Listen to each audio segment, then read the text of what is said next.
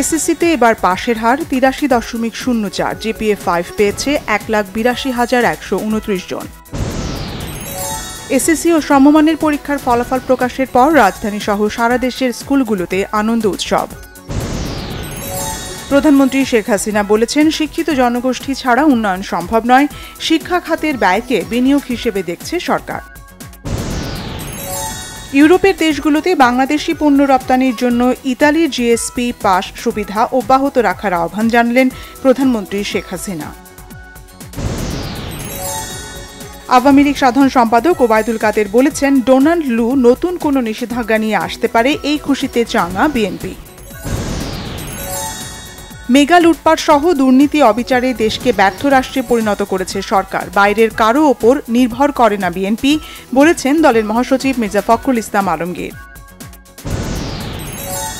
বিএনপির শক্তি জনগণ আর সরকারের শক্তি ভারত, বলেছেন বিএনপির সিনিয়র যুগ্ম মহাসচিব রুহুল কবির রিজভী। রওশন এরশাদ নয়, জিএম কাদেরই থাকবেন জাতীয় পার্টির চেয়ারম্যান, আপিল বিভাগের রায়। একীভূত হতে পদ্মা এক্সিম ব্যাংকের পর এবার সোনালী ব্যাংকের সঙ্গে বাংলাদেশ ডেভেলপমেন্ট ব্যাংক বিডিবিএল এর চুক্তি সই। শ্রম আইন সংশোধন নিয়ে আন্তর্জাতিক শ্রম সংস্থার সঙ্গে সন্তোষজনক আলোচনা চলছে, জানিয়েছেন আইনমন্ত্রী আনিসুল হক। রাজধানীতে তাপমাত্রা সহনীয় মাত্রায় আনতে নগর বনায়নের আশ্বাস পরিবেশ, বন ও জলবায়ু পরিবর্তন মন্ত্রী সাবের হোসেন চৌধুরীর।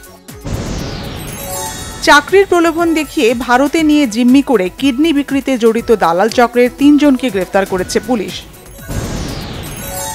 গাজীপুরে হাসপাতালের লিফটে ৪৫ মিনিট আটকে রেখে রোগীর মৃত্যু, লিফটম্যানদের বিরুদ্ধে অসহযোগিতার অভিযোগ স্বজনদের। কুমিল্লার ১৪ গ্রামে পূর্বশত্রুতার জেরে যুবলীগ নেতা জামাল উদ্দিনকে হত্যার দায়ে ৯ জনকে মৃত্যুদণ্ড। কানাডায় আরও এক ভারতীয় হত্যা মামলায় গ্রেফতার, শিখ নেতা নিজ্জারকে হত্যার আনুষ্ঠানিক অভিযোগ গঠন তার বিরুদ্ধে। গাজার রাফা শহরে বড় ধরনের হামলার ইঙ্গিত দিয়েছে ইসরায়েলি সেনারা। ইউক্রেনের খার্কিভ অঞ্চলের ৫টি গ্রাম দখল করেছে রাশিয়া। রুশ সীমান্তে ইউক্রেনের ড্রোন ও মিসাইল হামলায় নিহত ৫। জিম্বাবুয়েকে হোয়াইট ওয়াশ করতে পারল না বাংলাদেশ, শেষ ম্যাচে টাইগারদের ৮ উইকেটে হার। জিম্বাবুয়ের বিপক্ষে দলের পরীক্ষা নিরীক্ষাটা ঠিকঠাক মতো হয়েছে, তবে শেষ ম্যাচ হারাটা হতাশার, বললেন টাইগার অধিনায়ক শান্ত। বিশ্ব মা দিবস আজ পালিত হচ্ছে নানা আয়োজনে, মায়ের প্রতি সন্তানদের অন্তহীন কৃতজ্ঞতা।